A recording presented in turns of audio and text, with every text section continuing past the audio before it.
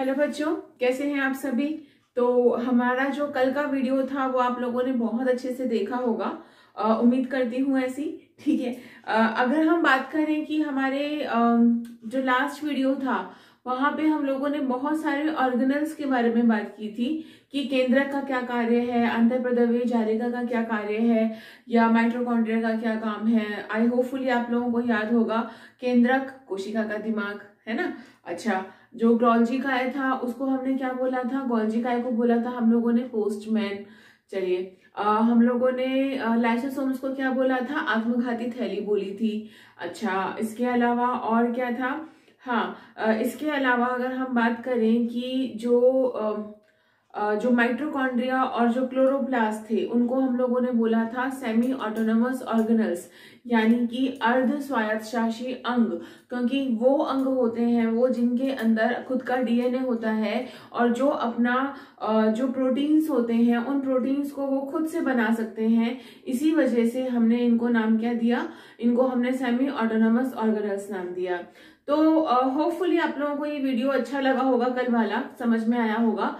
अच्छा, नेक्स्ट हम लोग बात करते हैं अलग अलग टेक्निक्स के बारे में। अलग अलग जितने भी हम लोग टेक्निक्स यूज करते हैं किसी भी कोशिका के अध्ययन करने के लिए। जैसे बेटा, अगर मैं एक नॉर्मल सी बात करूं कि हम लोग क्या काम कर रहे हैं, हम लोग देखो, एक सिंपल सी चीज होती है, हमारे पास टेक्निक होगी तभी हम आगे स्टडी करेंगे। अगर हमारे पास टेक्निक नहीं होगी तो हम आगे स्टडी भी नहीं करेंगे। और एक विज्ञान क्या है, यानी कि साइंस क्या है, और स्पेशली बायोलॉजी के अंदर हम लोग क्या करते हैं, हम लोग भाई ऐसा तो नहीं है ना कि हम लोगों के पास चीजें नहीं है। कहने का मतलब है कि हमको ये पता है कि कोशिका क्या होती है, इसके बारे में थ्योरी दी गई, आप लोगों ने पढ़ी ही है वो थ्योरीज। फिर उसके बाद में धीरे धीरे हर एक कोशिका अंगों के बारे में हम लोग पढ़ने लगे, है ना। फिर उसके बाद धीरे धीरे हम लोगों को पता चलने लगा कि भाई डीएनए कैसा होता है। वॉटसन और क्रिक ने बताया है ना कि डीएनए की, और वो सब चीजें हाइपोथेटिकल थी, ठीक है। लेकिन जब से सूक्ष्मदर्शी का आविष्कार हुआ है, याद रखना बेटा, सबसे पहले ल्यूवेनहॉक ने, अगर मैं ये बोलूं कि 1670 के अंदर, ठीक है, ल्यूवेनहॉक ने, अगर आप लोगों को याद हो तो जीवित कोशिका के बारे में भी बताया था, ठीक है। तो ऐसे ही उन्होंने एंटोनी हॉक ल्यूवेनहॉक ने क्या कहा था कि भाई यहाँ पे ओवरऑल कुछ कोशिकाएं होती हैं जो जीवित होती हैं, ठीक है। उससे पहले रॉबर्ट हुक ने क्या बताया था कि कुछ कोशिकाएं जैसी चीज होती है, ठीक है। तो एंटोनी ल्यूवेनहॉक जो थे उन्होंने सूक्ष्मदर्शी के अंदर वो चीज देखी थी और लोगों को बताया था। तो बेटा धीरे धीरे सूक्ष्मदर्शी का और आविष्कार होता गया और धीरे धीरे हम लोग क्या करते गए, हम लोग इस चीज के बारे में और अच्छे से पढ़ते गए कि कोई कोशिका क्या है, किस तरह से है, क्या क्या उसके काम है, मतलब उनके बारे में हम लोगों ने डिटेल के अंदर पढ़ा था। चलिए, तो आज हम लोग डिस्कस करने वाले हैं किसके बारे में, माइक्रोस्कोप के बारे में, यानी कि सूक्ष्मदर्शी के बारे में।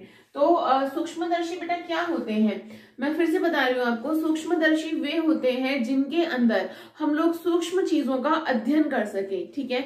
यानी कि microscope is basically a device in which we can study a small thing in the micro things, ठीक है, जिनको हम अपनी नेकेड आई से, अपनी इन आंखों से हम लोग नहीं देख सकते, उनको हम लोग माइक्रोस्कोप से देख सकते हैं। देखो, अगर हम बात करें कि यहाँ पे जो ऑब्जेक्ट होता है उसको हम, ऑब्जेक्ट क्या होता है समझना। अब यहाँ पे कुछ डेफिनेशंस हैं, उनको आपको समझना बहुत जरूरी है। पहली चीज तो आती है कि ऑब्जेक्ट क्या होता है। ऑब्जेक्ट का मतलब होता है कि कोई भी ऐसी चीज जिसके बारे में हम देखना चाहते हैं, जिसके बारे में हम देखना चाहते हैं, जिसको हम एनलार्ज करना चाहते हैं, बड़ा करना चाहते हैं, उस चीज को हम लोग क्या बोलते हैं, ऑब्जेक्ट बोलते हैं, ठीक है। नेक्स्ट अगर हम बात करें कि कोई माइक्रोस्कोप कितने गुना उसको जो है वो बढ़ा सकता है, ठीक है, यानी कि उसको कितना आवर्धित कर सकता है, उसका रिजोल्यूशन पावर बोलते हैं हम लोग, ठीक है, कि रिजॉल्विंग पावर बोलते हैं। आजकल कैमरेज के अंदर भी आता है ना, तो लोग जूम करके देखते हैं, तो वही चीज माइक्रोस्कोप के अंदर भी है कि किसी भी ऑब्जेक्ट को हम कितना बढ़ा कर सकते हैं, तो वो उसकी रिजॉल्विंग पावर कहलाती है, ठीक है। अच्छा, और दूसरी इंपॉर्टेंट चीज, उसको अगर हम बात करें कि उसको जो स्पष्ट करने की क्षमता है, याद रखना, रिजॉल्विंग पावर क्या होती है, स्पष्ट करने की क्षमता। भाई ठीक है, हमें दिखाई तो दे रहा है लेकिन वो ब्लर है, ठीक है, हमको धुंधला दिखाई दे रहा है।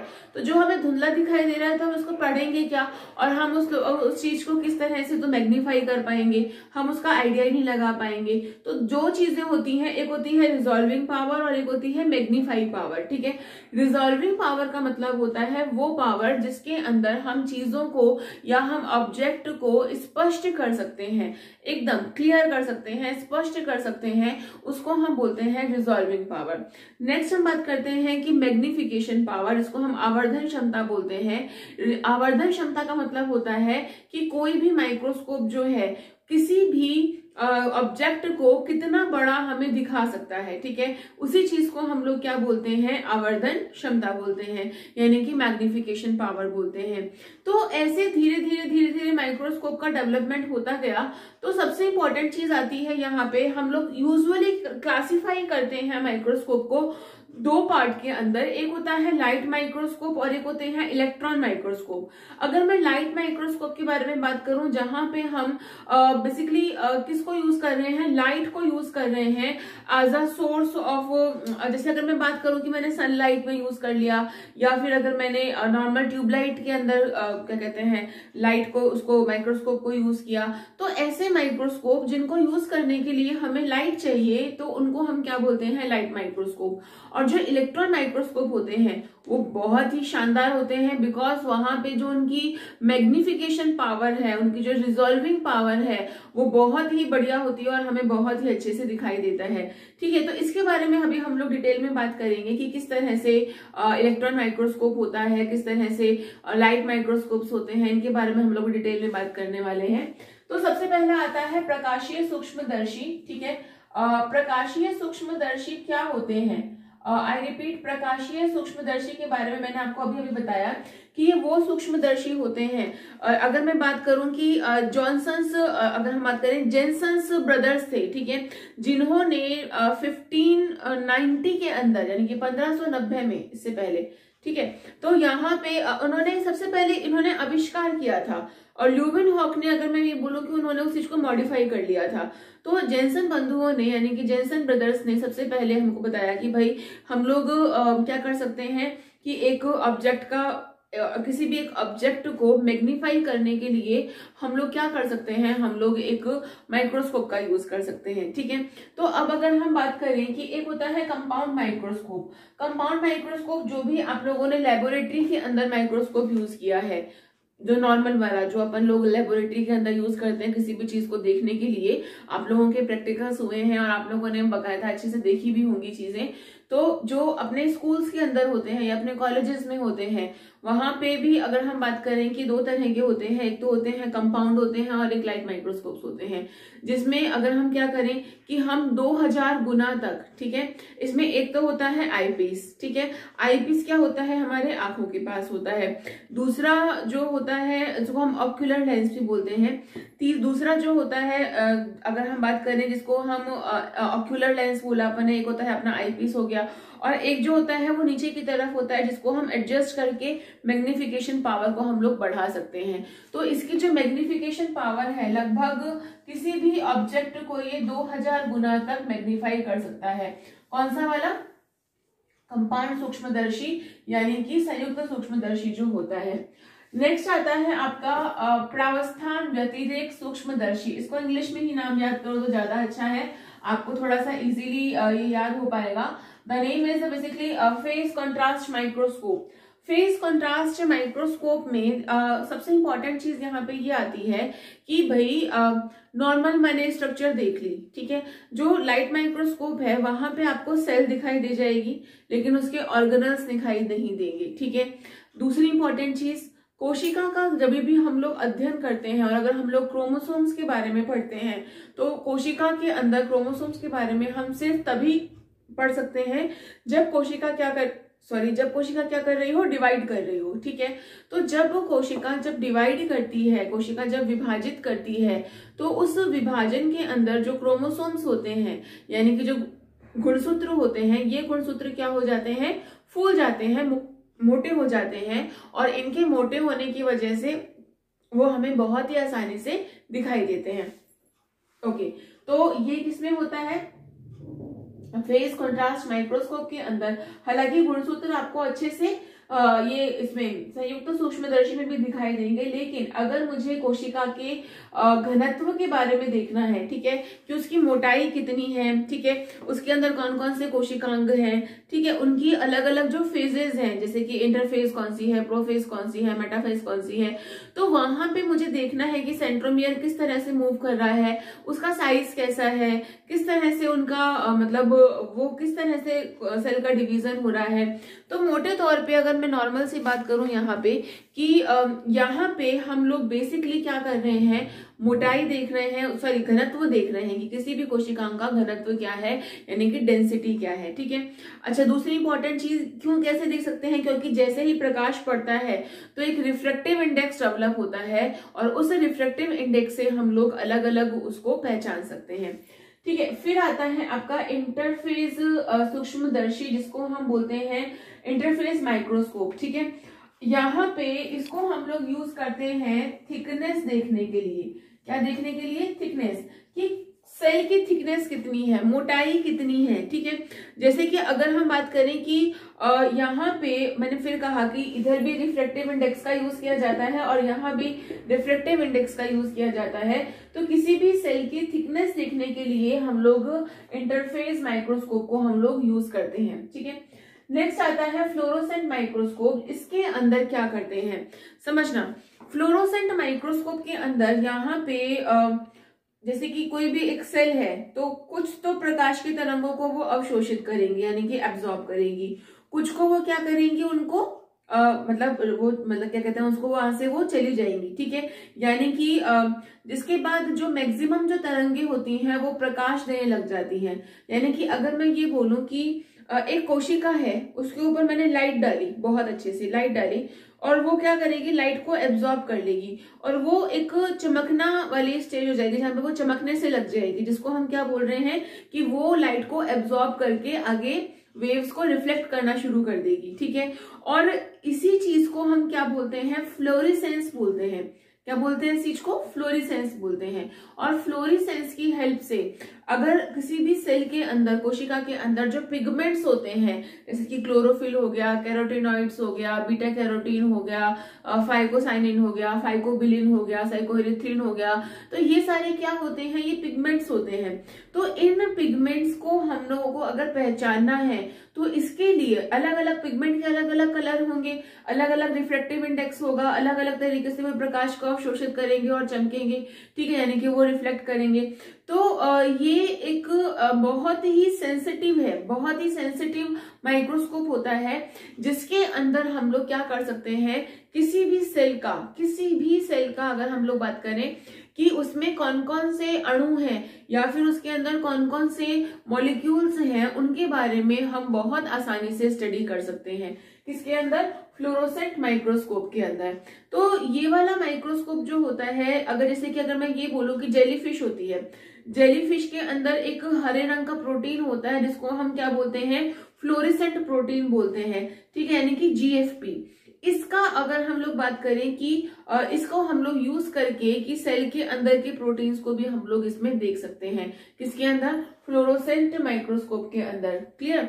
तो फ्लोरोसेंट माइक्रोस्कोप में देखो, इतनी सी बात ध्यान रखना हमेशा बेटा कि फ्लोरोसेंट माइक्रोस्कोप के अंदर जितने भी कलर्स होते हैं, हर कलर की अलग अलग वेवलेंथ होती है, ठीक है, और ये बहुत सारे कलर या पिगमेंट जो होते हैं सेल के अंदर प्रेजेंट होते हैं। तो उन पिगमेंट की अलग अलग स्टडी करने के लिए और वो अलग अलग वेवलेंथ को एब्जॉर्ब करेंगे, ठीक है। तो जब वो एब्जॉर्ब करेंगे, कुछ को एब्जॉर्ब करेंगे और कुछ को रिफ्लेक्ट करेंगे, तो उसे रिफ्लेक्शन के अकॉर्डिंगली हम लोग क्या करते हैं, उनके स्ट्रक्चर को देखते हैं, उनके बारे में और जानते हैं। तो इसी चीज को हम क्या बोलते हैं, इसी माइक्रोस्कोप को हम क्या बोलते हैं, फ्लोरोसेंट माइक्रोस्कोप बोलते हैं। क्लियर है ये चीज? यहां तक तो कोई प्रॉब्लम नहीं है। चलिए एक बार इसको स्क्रीनशॉट ले लीजिए, फिर हम आगे डिस्कस करते हैं।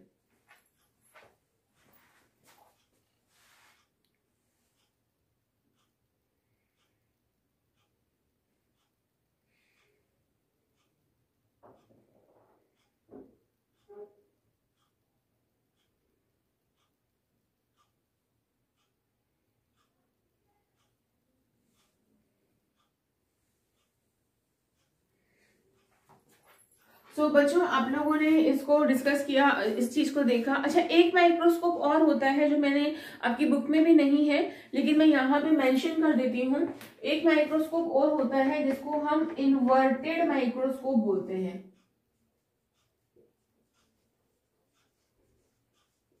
इन्वर्टेड माइक्रोस्कोप यानी कि उल्टा माइक्रोस्कोप। ये कैसा होता है समझना। यूजुअली प्रकाश का सोर्स जो होता है वो नीचे से आता है। स्लाइड हम लगाते हैं तो प्रकाश का सोर्स कैसे आता है, नीचे से आता है। इन्वर्टेड के अंदर प्रकाश का जो सोर्स होता है वो कहाँ से आता है, ऊपर से आता है। तो जब भी हमें आरबीसी का अध्ययन करना हो, डब्ल्यूबीसी के बारे में देखना हो, या फिर मानव के स्पर्म्स के बारे में अगर देखना हो, तो हम लोग यूजुअली इन्वर्टेड माइक्रोस्कोप का यूज करते हैं। यहाँ पे जो पिक्चर होती है, ठीक है, तो वहां पे पिक्चर जो होती है वो एकदम क्लियर होती है। क्लियर। चलिए, तो यहाँ पे एक बार मैं फिर से रिवाइज कर देती हूँ। प्रकाशीय सूक्ष्मदर्शी क्या होते हैं, जहां पे हम लोग लाइट का यूज कर रहे हैं। संयुक्त सूक्ष्मदर्शी के अंदर लगभग 2000 गुना तक हम लोग ऑब्जेक्ट को बढ़ा सकते हैं। ठीक है, और ये एक बेसिक माइक्रोस्कोप है जो मतलब हर कॉलेज स्कूल्स के अंदर बायोलैब में प्रेजेंट होता है। एक होता है फेस कंट्रास्ट माइक्रोस्कोप, जहां पे हम किसी भी कोशिका के घनत्व को देखते हैं, उसकी डेंसिटी क्या होती है रिफ्रैक्टिव इंडेक्स की हेल्प से। ठीक है, एक इंटरफेस के अंदर भी हम लोग उसकी थिकनेस को देखते हैं कि कोशिका की मोटाई कितनी है, कितना वो थिक है। फिर आता है आपका फ्लोरोसेंट माइक्रोस्कोप। अगर हमें कोशिका के अंदर अलग अलग पिगमेंट्स के बारे में स्टडी करनी है, ठीक है, उनके अंदर कौन कौन से पिगमेंट्स हैं, कौन कौन से कलर्स हैं, उनके मॉलिक्यूल्स कैसे हैं, ठीक है, उनके बारे में अगर हम लोगों को देखना है तो हम लोग कौन सा माइक्रोस्कोप यूज करेंगे बेटा, फ्लोरोसेंट माइक्रोस्कोप यूज करेंगे। और जो लास्ट वाला आता है उसको मैंने अभी आपको बताया, इन्वर्टेड माइक्रोस्कोप। इन्वर्टेड माइक्रोस्कोप वो माइक्रोस्कोप होता है जहां पे जो लाइट का सोर्स होता है वो उल्टा होता है। यूजुअली लाइट कहां से आती है, नीचे से आती है, बट इसके अंदर लाइट जो होती है, सोर्स जो आता है वो ऊपर से आता है। तो ये कुछ मैंने आप लोगों को माइक्रोस्कोप्स के बारे में बताया है। कल जो हम लोग बात करेंगे, अच्छा एक बात का ध्यान रखना, इन सारे माइक्रोस्कोप के अंदर लिविंग सेल्स का भी हम स्टडी कर सकते हैं, यानी कि जीवित कोशिका की हम बहुत आसानी से स्टडी कर सकते हैं।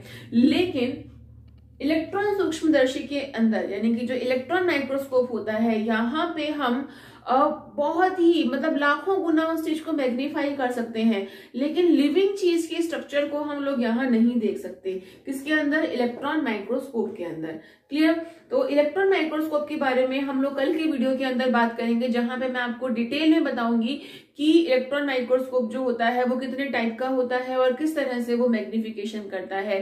ठीक है, तो पढ़ते रहिए, मुस्कुराते रहिए, अच्छे से नोट्स बनाते रहिए। Thank you so much. और आपको लगता है कि मुझे अगर अपना वीडियो और इम्प्रूव करना है, या फिर आपको लगता है कि मैं कुछ और चीजें ऐड करूं, तो प्लीज कमेंट जरूर करिएगा। Thank you so much for watching.